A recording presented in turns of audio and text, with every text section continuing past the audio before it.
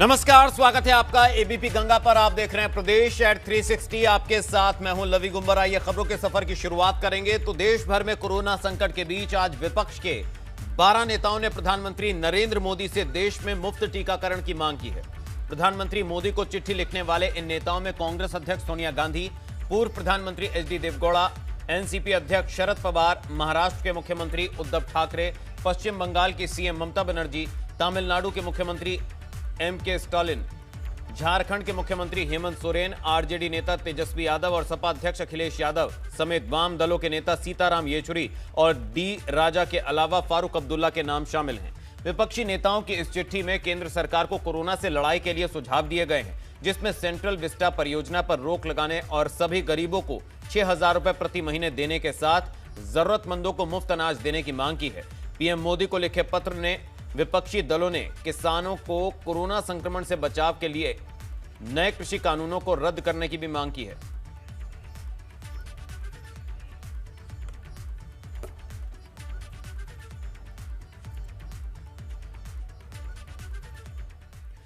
वहीं मुख्यमंत्री योगी आदित्यनाथ गुरुवार को आगरा के दौरे पर जाने वाले हैं। गुरुवार सुबह 11 बजे मुख्यमंत्री लखनऊ एयरपोर्ट से आगरा के लिए रवाना होंगे, लेकिन आगरा से पहले मुख्यमंत्री अलीगढ़ और मथुरा के दौरे पर भी जाएंगे, जहां वो कोरोना संकट से पैदा हुए हालात के अलावा कोरोना नियंत्रण कार्यक्रमों का भी जायजा लेंगे। मुख्यमंत्री योगी आदित्यनाथ आगरा में कोविड कमांड सेंटर का भी निरीक्षण कर सकते हैं। आगरा समेत 3 जिलों में मुख्यमंत्री के दौरे को लेकर तैयारियां भी तेज हो गई हैं।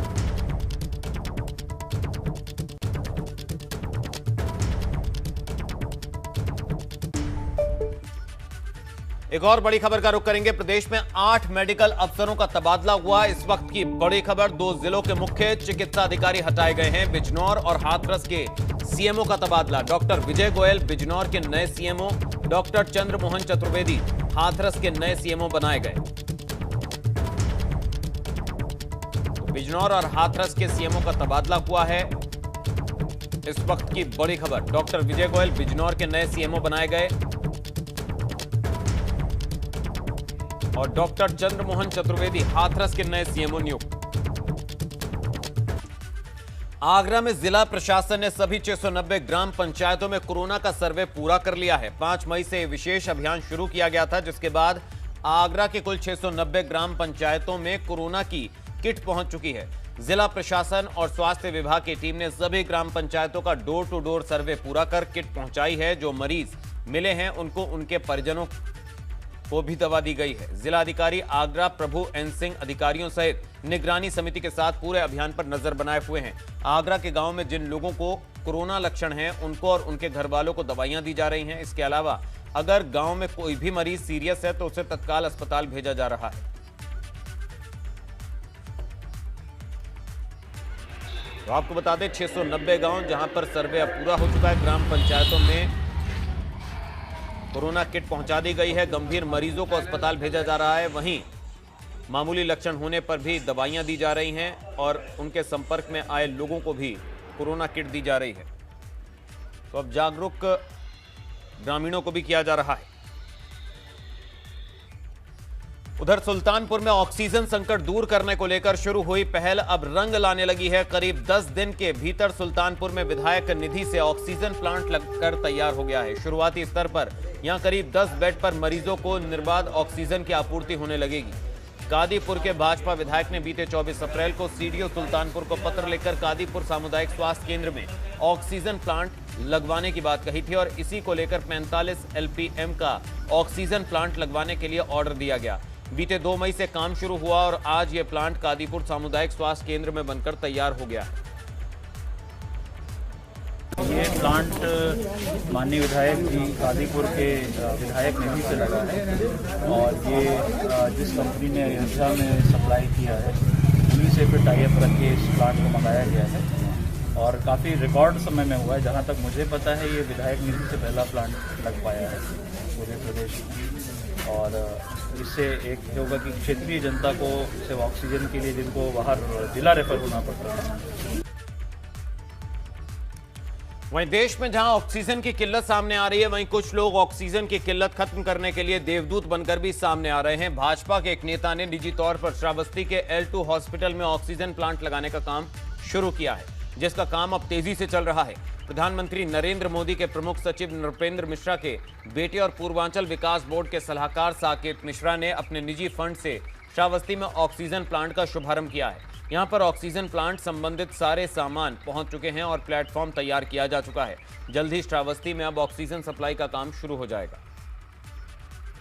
क्योंकि आज जो है हमारे जनपद में L2 जो CHC भंगा है, जहाँ पे हमारे कोविड के पेशेंट, सीरियस पेशेंट्स एडमिट हैं, उनके लिए 10 से 15 बेड की कैपेसिटी का एक PSA प्लांट CSR के माध्यम से यहाँ पे उपलब्ध कराया गया है और हम उसको लगाने की प्रक्रिया कर रहे हैं। पाइपलाइन ऑलरेडी लग चुकी है, प्लेटफॉर्म बन चुका है, सारे टेक्नीशियंस आ गए हैं और हमें उम्मीद है कि बहुत जल्दी ये प्लांट शुरू हो जाए। वहीं कोरोना संकट की वजह से उत्तर प्रदेश में एक के बाद एक लगातार परीक्षाएं टलने का सिलसिला जारी है और अब कोरोना संकट को देखते हुए यूपी लोक सेवा आयोग की परीक्षाएं भी स्थगित कर दी गई हैं। यूपी PSC 2021 की प्रारंभिक परीक्षाएं कोरोना संकट को देखते हुए फिलहाल टाल दी गई हैं और इस बार करीब 7 लाख से ज्यादा अभ्यर्थियों ने यूपी लोक सेवा आयोग की परीक्षाओं के लिए आवेदन किया था और 13 जून को प्रदेश के कई जिलों में इसकी परीक्षा का आयोजन किया जाना था, लेकिन कोरोना संकट की वजह से अब ये परीक्षाएं फिलहाल नहीं होंगी। PCS प्री की परीक्षा के साथ ही 20 जून को होने वाली सहायक वन संरक्षक और वन अधिकारी की परीक्षाएं भी स्थगित कर दी गई हैं। परीक्षाओं की नई तारीख हालात सामान्य होने के बाद घोषित की जाएंगी। आयोग के परीक्षा नियंत्रक अरविंद कुमार मिश्रा ने इसकी जानकारी दी।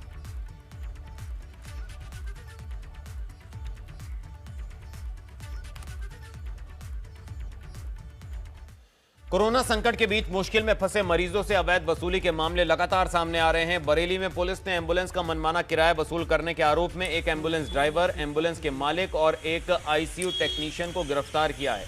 इन सभी पर एक मरीज के परिजन से मरीज को अस्पताल पहुंचाने के लिए 15,000 रुपए वसूलने का आरोप है।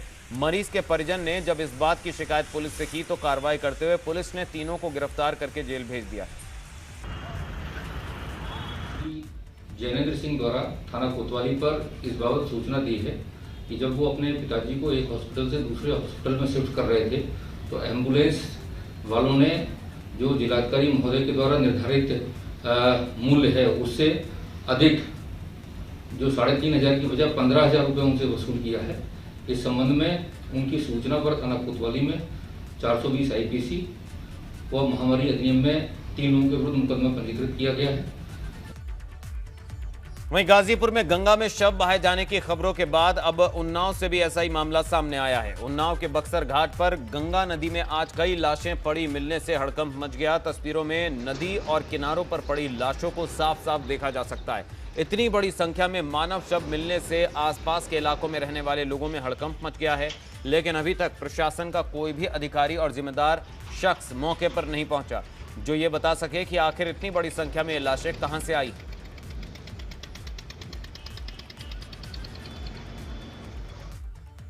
ग्रेटर नोएडा में दवाओं की कालाबाजारी के बाद अब प्लाज्मा की कालाबाजारी का मामला सामने आया है। ग्रेटर नोएडा पुलिस ने आज एक अस्पताल के बाहर से प्लाज्मा बेचने वाले 2 लोगों को गिरफ्तार किया।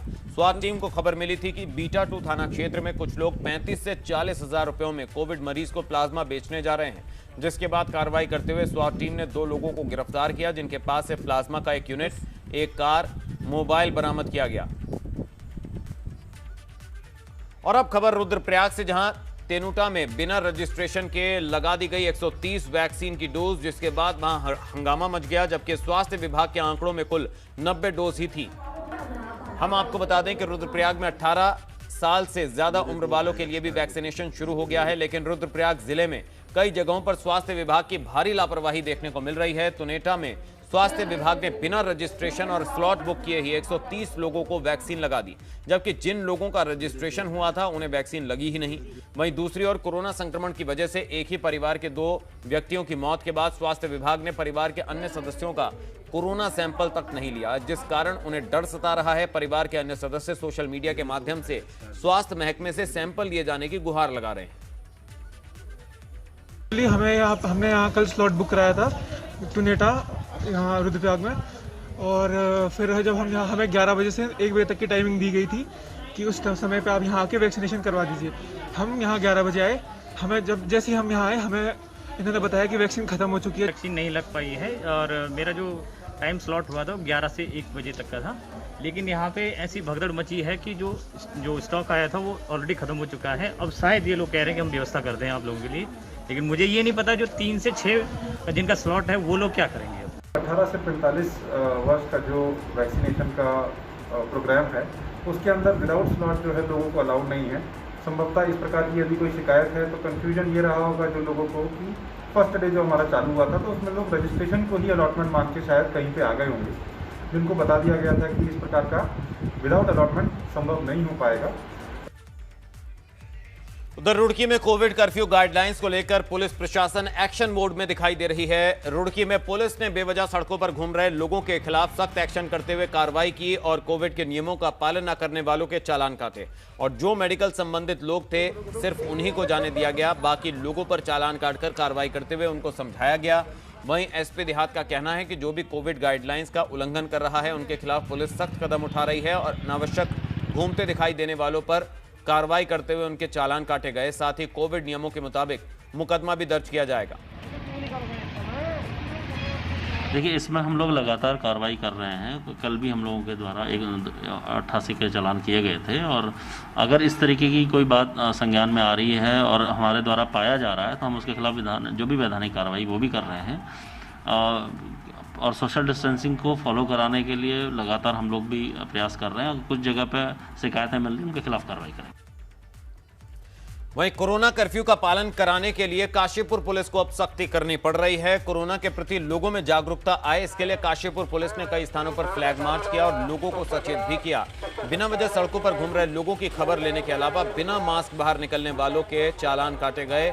अपर पुलिस अधीक्षक प्रमोद कुमार ने कहा कि काशीपुर पुलिस लॉकडाउन का पालन करने की लोगों से अपील कर रही है और बेवजह घूमने वालों पर सख्ती की जा रही है। जैसा आपको पता है कि अभी जो मार्केट टाइमिंग है हमारी जो सब्जी फल और की दुकानें हैं उनका टाइमिंग 7 से 10 कर दिया गया है। इसी के संबंध में पब्लिक को आगाह करने के लिए हैं और जो अनावश्यक रूप से ठेले हैं दुकानें खुली हैं तो उनके विरुद्ध कार्रवाई करने के लिए उनको अवेयर करने के लिए ये काशीपुर पुलिस के द्वारा जो है फ्लैग मार्च किया गया था, जिसमें हमारे ASP और CS साहब जो हैं कोतवाल साहब हैं, हमारे थाने की पुलिस है, चौकी की पुलिस है, CP है, ट्रैफिक है, होमगार्ड और PRT उन सबके द्वारा जो है इसमें पार्टिसिपेट किया गया है।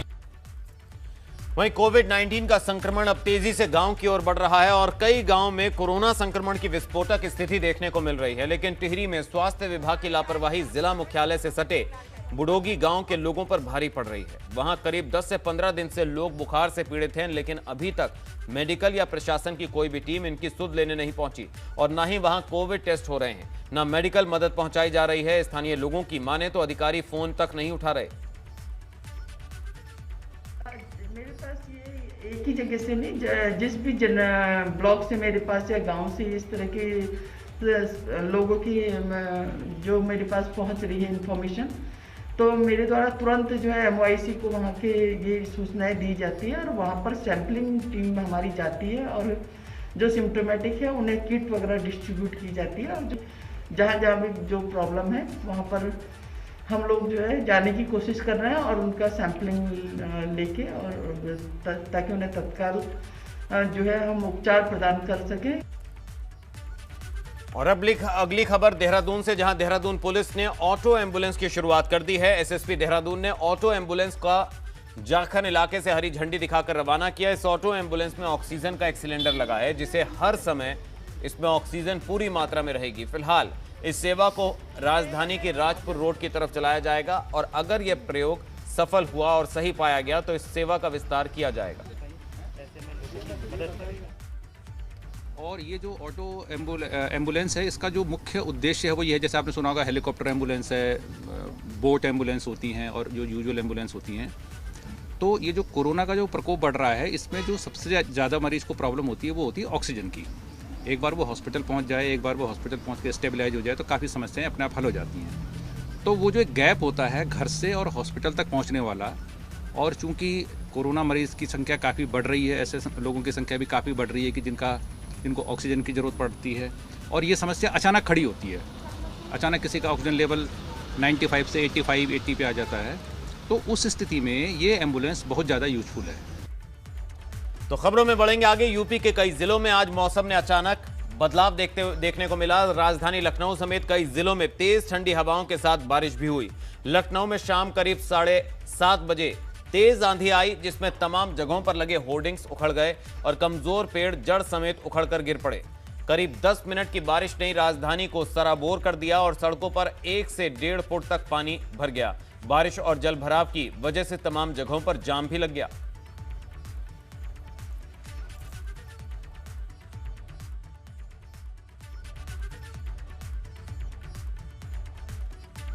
करवट ली और तेज आंधी के बाद मूसलाधार बारिश से कई इलाकों में सड़कों पर पानी भर गया, जिसकी तस्वीरें आप देख सकते हैं, जिससे ट्रैफिक की रफ्तार पर भी असर पड़ा। तो सड़कें पानी पानी हो गई। वहीं तेज आंधी की वजह से कई जगह पेड़ गिरकर ट्रैफिक की रफ्तार को थामने लगे, तो कई जगह होर्डिंग्स उखड़ गए। तो 10 मिनट हुई बारिश से ही सड़कों का यह हाल हो गया कि कई जगह पर जल जमाव हो गया, जिससे ट्रैफिक पर भी असर पड़ा। तो अचानक ठंडी हवाओं के बाद आंधी चली और बारिश हुई। बारिश से तापमान में थोड़ी गिरावट जरूर दर्ज की गई। तो लोगों ने भीषण गर्मी से थोड़ी राहत ली, लेकिन सड़कों पर ट्रैफिक जो है उसकी रफ्तार पर असर पड़ा। राजधानी लखनऊ में आज देर शाम मौसम तेजी से बदला और तेज आंधी के बाद भयानक बारिश शुरू हुई। बहुत तेज बारिश शुरू हुई है और इस समय आप देख रहे हैं कि हम हजरतगंज इलाके में खड़े हैं। ये शहर का सबसे पॉश इलाका है, जहां पर आपको दिखेगा कि सड़कों पर पानी भर चुका है और गाड़ियां पूरी जाम की स्थिति है। धीरे धीरे लॉकडाउन, जो आंशिक लॉकडाउन है, जिसे कोरोना कर्फ्यू भी हम कह रहे हैं, कोरोना कर्फ्यू के दौरान भी जो इक्का दुक्का गाड़ियों का आना जाना है वो चल रही हैं और बारिश में सड़कें पानी से भर चुकी हैं। कम से कम 1 से 1.5 फीट बारिश की जो तेज़ी है, जो जितनी तेज़ बारिश हुई है, जितनी भीषण तरीके से बारिश हुई है, आप नज़ारा देख रहे हैं, अंदाज़ा लगा सकते हैं कि 1 से 1.5 फुट तक का पानी भरा हुआ है सड़कों पर और कई गाड़ियां ख़राब हो गई हैं। जिस तरह से ख़राब गाड़ियां सड़क पे खड़ी हैं, उसी हालत में खड़ी हैं। लोगों के आने जाने में भी बहुत समस्या हो रही है। बारिश में जो सरकारी दावे हैं, नगर निगम के जो तमाम दावे हैं, जल संशोधन के जो तमाम प्रयास हैं, जो जल निकासी के लिए नालियां बनी हैं, वो सब जाम हो गई हैं और अब इस समय यहाँ सड़क पे नालियां जाम होने की वजह से पानी भरा हुआ है। ये हजरतगंज पॉश इलाके की स्थिति है। आप सोच लीजिए कि जो ग्रामीण इलाके हैं यहाँ पर और लखनऊ के जो पुराने इलाके हैं, जो सकरी गलियों वाले मोहल्ले हैं, वहाँ क्या स्थिति होगी, इसका अंदाज़ा ये नज़ारा देख के लगाया जा सकता है। कैमरामैन प्रमोद कुमार के साथ विवेक त्रिपाठी, एबीपी गंगा, लखनऊ। और अगली खबर उत्तराखंड से, जहां नैनीताल के कैंची धाम के आसपास के इलाकों में बादल फटने की खबर आई है, जिसके चलते पहाड़ी से नीचे आए मलबे से कैंची धाम मंदिर में स्टोर और स्टाफ रूम को नुकसान पहुंचा है। मलबा गिरने से बवाली अल्मोड़ा को जोड़ने वाला मार्ग कई जगहों पर बाधित हो गया है और वहां पर गाड़ियों की लंबी कतार लग चुकी है, जिसके बाद प्रशासन सड़क से मलबा हटाने में जुट गया है। मलबा इतना ज्यादा था कि उसे किसी भी तरीके से रोका नहीं जा सकता था। गनीमत यह रही कि मलबे के धीरे आने से वहां मौजूद लोगों ने अपनी भागकर जान बचा ली।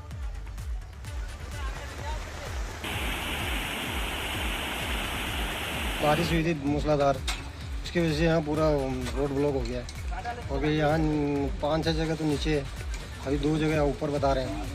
और लॉकडाउन नहीं होता तो क्या पता खुल ही जाता, अभी तो मुश्किल ही मेरे को लग रहा है 2 दिन तक खुल।